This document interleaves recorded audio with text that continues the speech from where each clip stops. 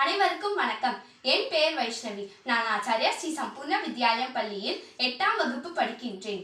நான் இப்பொழுது என் தமிழ் புத்தகத்தில் உள்ள படங்களை கூறப்போகிறேன்.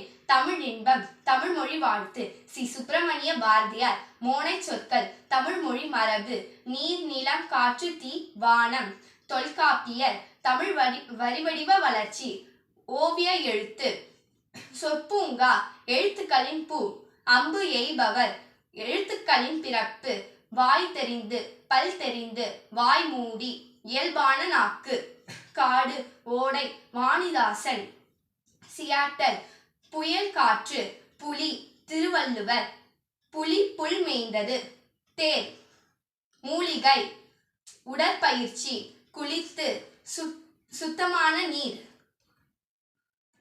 சிறுதானியங்கள், மூலிகை. நன்றி.